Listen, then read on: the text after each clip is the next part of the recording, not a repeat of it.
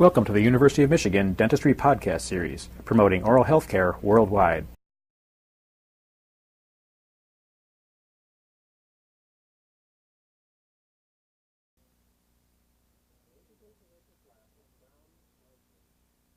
The apically positioned flap with crown lengthening on the second premolar will now be demonstrated. Interproximal probing depths will determine in large part the position of initial incisions and scallops. As you can see, the free gingival margin lies coronal to the CEJ.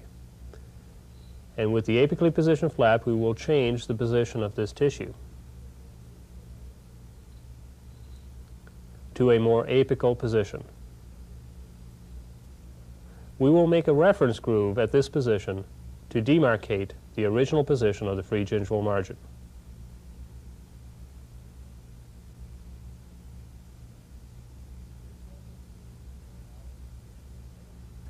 This reference groove will allow us at the end of the procedure to determine the distance we have apically positioned gingival tissues along this tooth.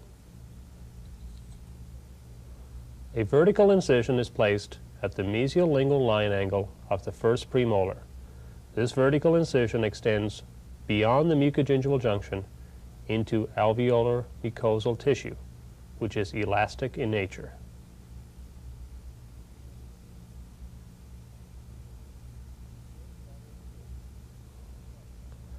An inverse bevel incision is placed from mesial to distal.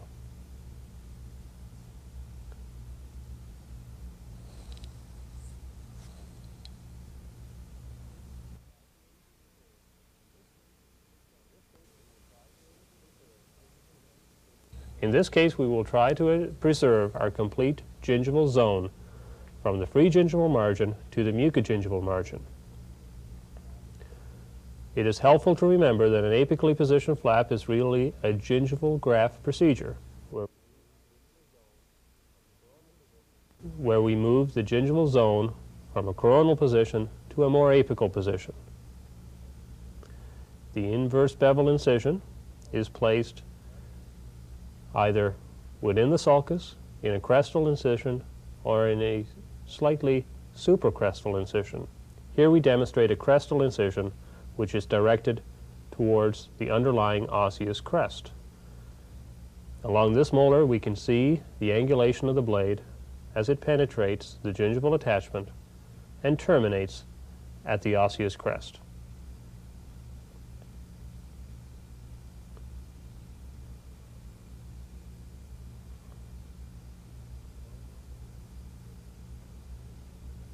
A horizontal releasing incision is placed in the retromolar pad area, and later we will incorporate a vertical releasing incision with this.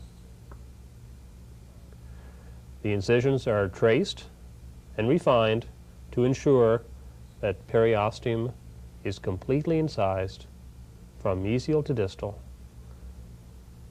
In addition, papillae are thinned and undermined while they remain attached at their base. A sharp scalpel can nicely thin these papilla tissues to desired post-surgical dimensions.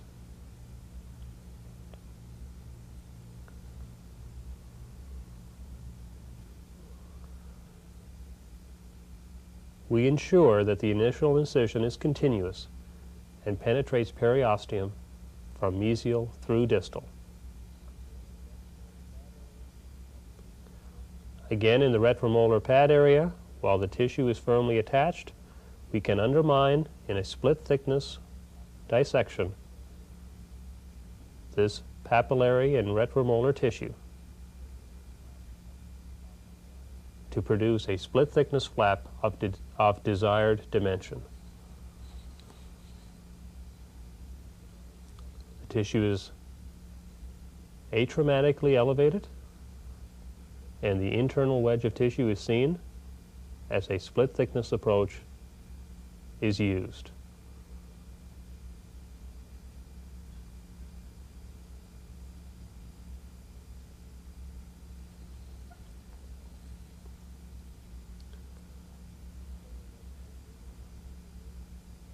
This internal wedge of tissue will be removed as part of the flap procedure.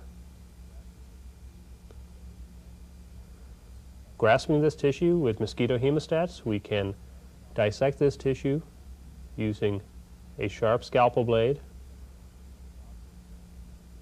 The tissue is dissected from its osseous base and from the surrounding root surface.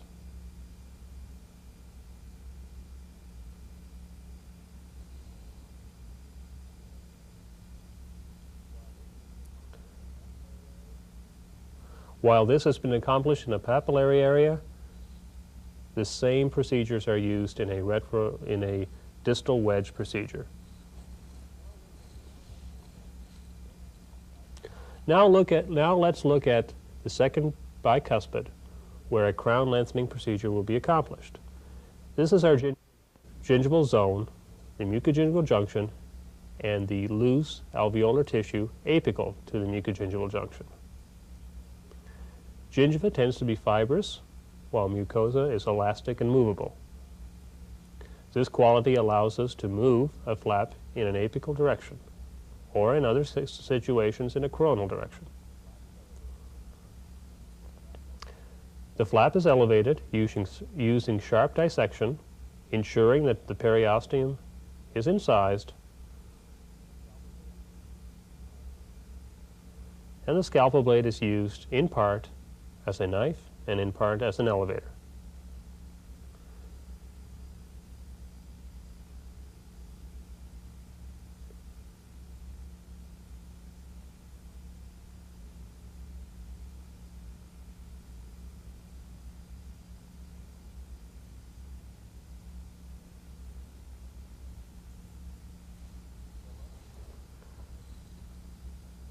The papilla are thinned and are at the same thickness as surrounding tissue.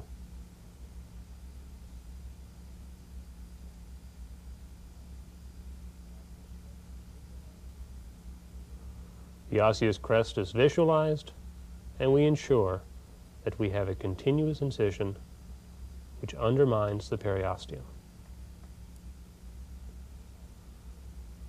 We can see a thin gingival collar which remains around the root surfaces, which represents the supracrestal connective tissue attachment. A periosteal elevator is now gently inserted into the initial incision, and the flap is atraumatically and gently elevated beyond the mucogingival junction. In certain instances, the initial incision may have to be retraced to accomplish this in an atraumatic fashion.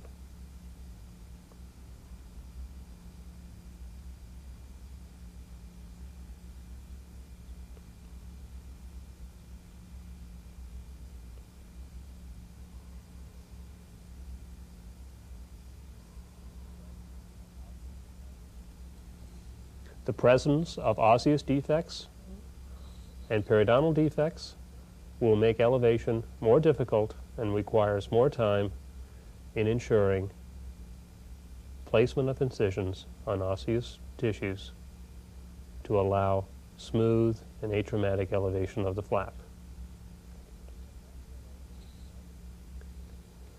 We have not yet elevated beyond the mucogingival junction,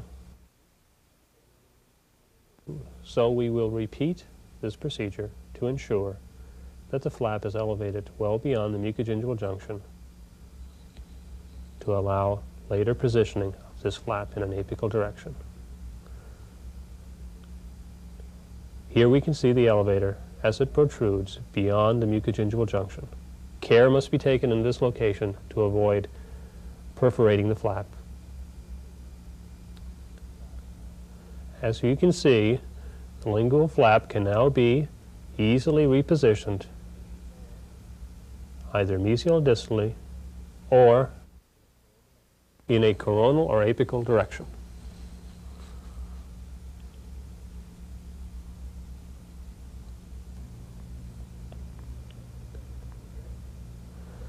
This view nicely demonstrates the zone of gingival attachment which exists from the osseous crest to the cervical enamel junction This zone is comprised of the supracrestal connective tissue attachment and overlying junctional epithelium.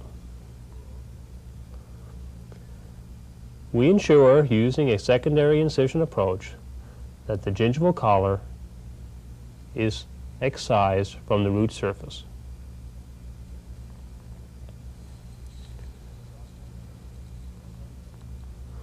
An interproximal knife, such as the Orban knife, is then used to place a tertiary incision along the osseous crest to sever the fibrous attachment of the remaining gingival collar to its osseous base.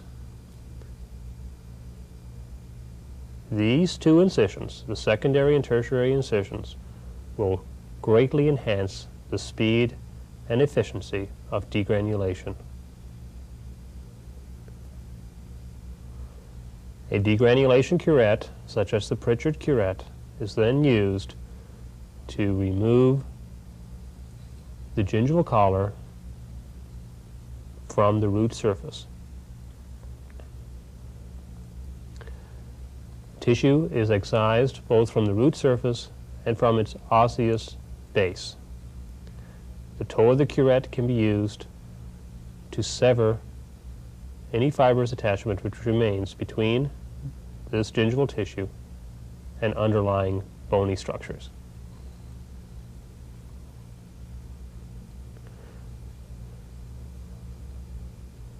In this demonstration, a buccal flap will not be elevated, so we will mainly demonstrate degranulation on the straight lingual surface. A nutrient canal is visible in the furcation area of the first molar.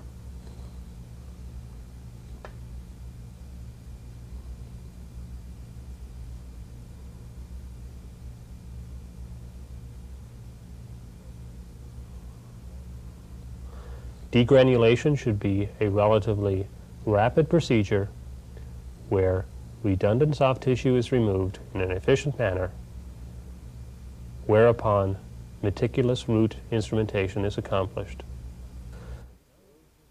Now that the remaining soft tissues have been removed, roots will be instrumented with a variety of instruments, including Gracie curettes, other scalers, and ultrasonic root instrumentation tips.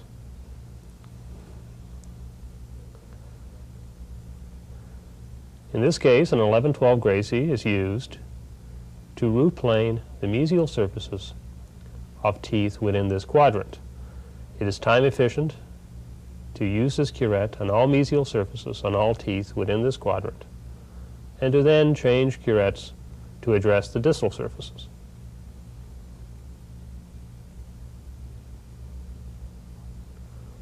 The root surface is planed until a high-pitched sound is heard and the roots feel glass-like in texture.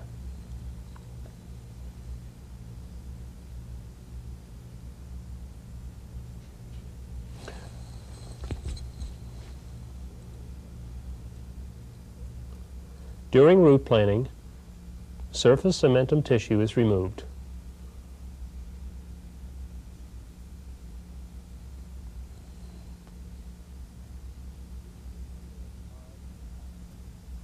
The roots should appear hard and glass-like.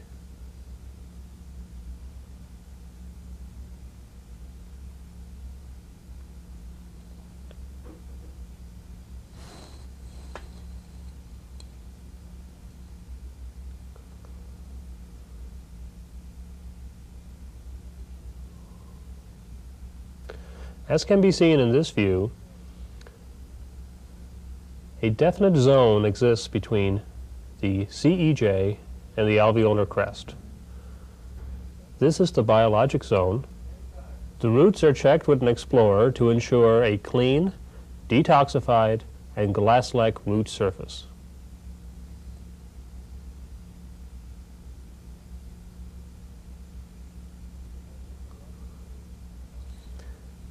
Our initial reference groove marks the position of the original free gingival margin.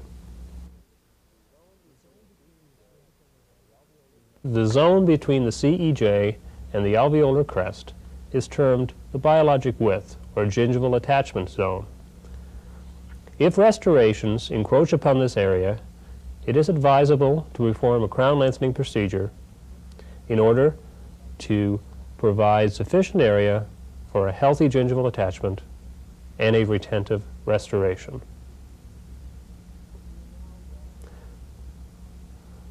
We will now reference the original alveolar crest using a groove similar to what we used to reference the free gingival margin.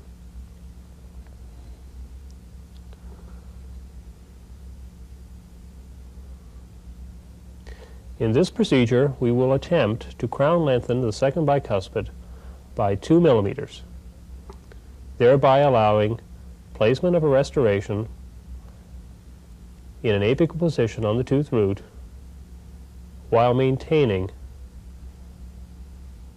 a zone for gingival attachment.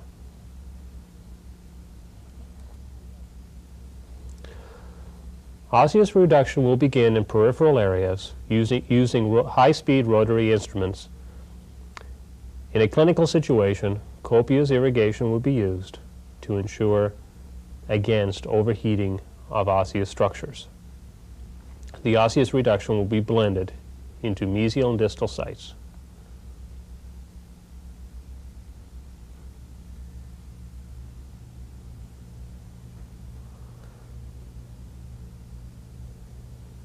We will attempt to gain 2 millimeters of additional crown length on the second premolar, but this reduction cannot be confined only to the second molar and must be blended into adjacent sites, including the first premolar and the first molar.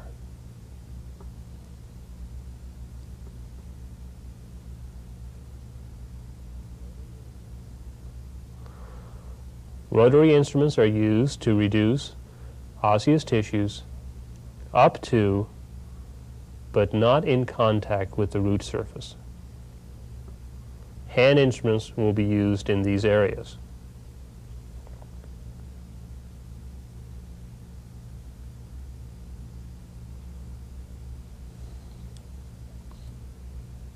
As can be seen, the osseous reduction is extended to adjacent teeth to provide a continuous, gradual reduction of osseous tissue from mesial to distal.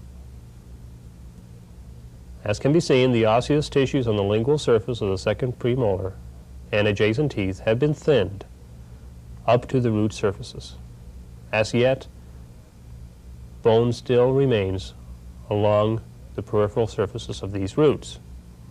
Hand instruments will be used to remove this remaining bone and to finalize the position of the new osseous crest.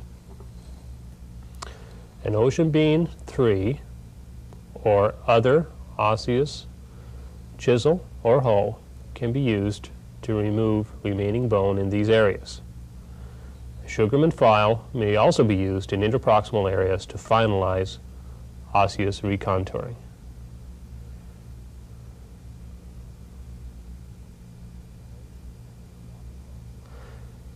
The hoe is used in a rocking action to remove tissues in these areas.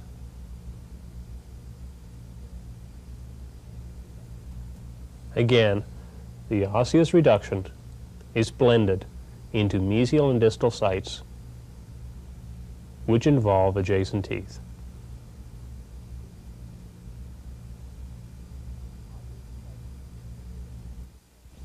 Osseous reduction has been completed. The new osseous crest lies at its desired location, apical to the original osseous crest. The position of the original free gingival margin is compared to the original osseous crest and to the new osseous crest. 2 to 3 millimeters of additional crown or root length has been exposed.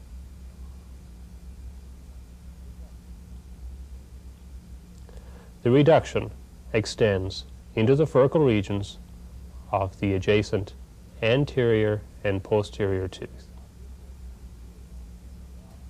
The osseous surface is smooth and without irregularities. The lingual flap can now be repositioned at a number of different sites. It can be positioned slightly coronal to the new osseous crest, at the new osseous crest, or slightly apical to the new osseous crest.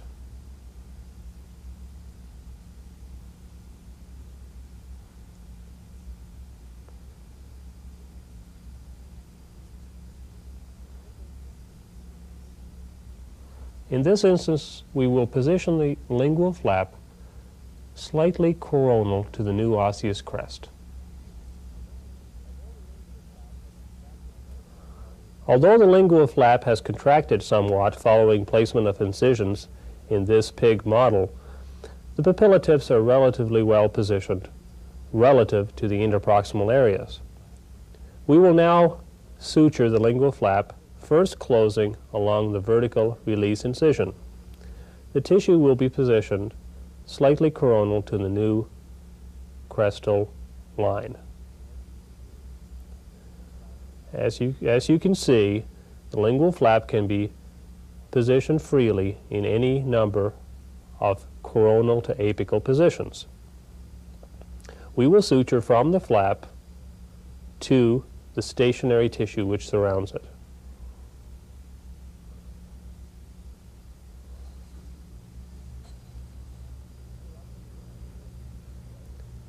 An interrupted loop suture will be placed from the movable lingual flap into the stationary keratinized tissue which lies mesial to it. This suture will determine the final position of the lingual flap in its anterior location.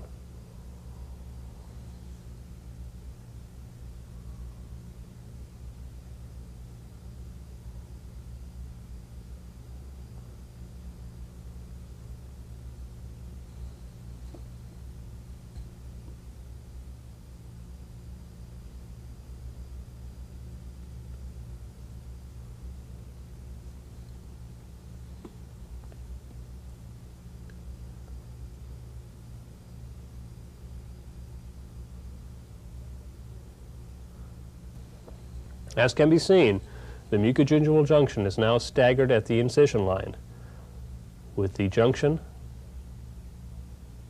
on the flap side far more apical to the mucogingival junction in the surrounding mesial tissue.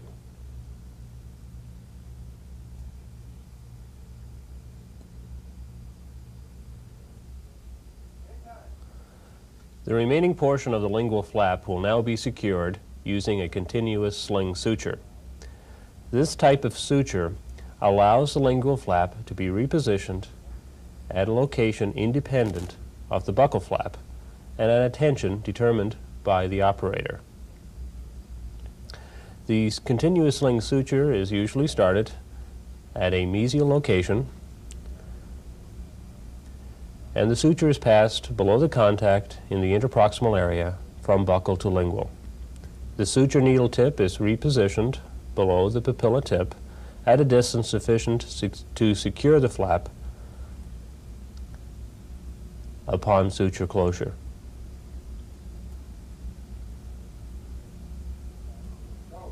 A useful hint is to pass the suture needle through the interproximal area in a reverse direction, that is, tail first. This allows the operator to pick up the suture needle on the lingual side in a position which is close to that required for placement of the suture in the lingual flap. This saves time and effort on the operator's part during the suturing technique.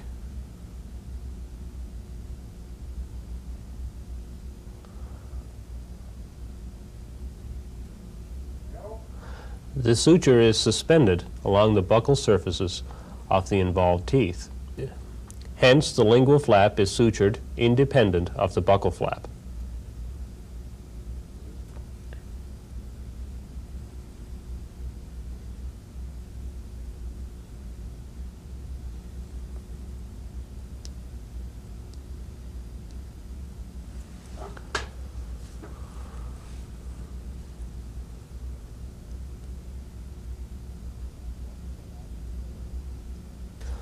Once the last papilla is sutured, the suture tip can be fed back to its starting point using a variation of approaches, threading the suture through various contacts back to its anterior origination.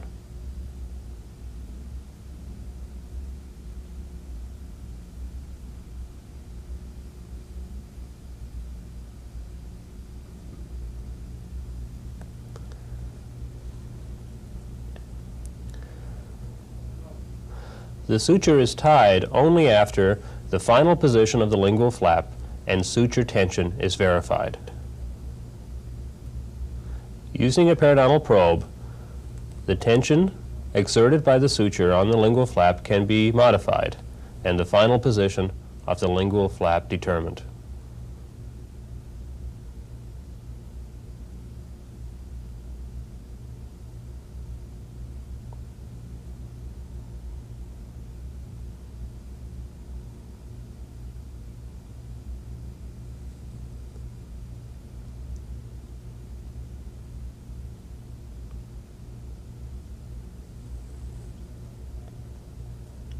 Typically, a periodontal pack is placed following the suturing in order to secure the lingual flap or involved flap in its desired location. Let's review the procedure that's been performed on the second bicuspid. We have accomplished the exposure of 6 to 7 millimeters of additional crown length. We have done this by apically positioning the gingival tissues without sacrificing any of this tissue. This tissue has been repositioned in an apical direction to a new location. We have also removed 2 to 3 millimeters of crestal bone to accomplish the desired crown length. The suture is then tied. Crown lengthening is now complete on the second bicuspid. The gingival tissue has been preserved, and we have exposed an additional 6 to 7 millimeters of tooth structure. We have also removed 2 to 3 millimeters of crestal bone in the process. We can now compare the various tissue positions, pre-surgical to post-surgical.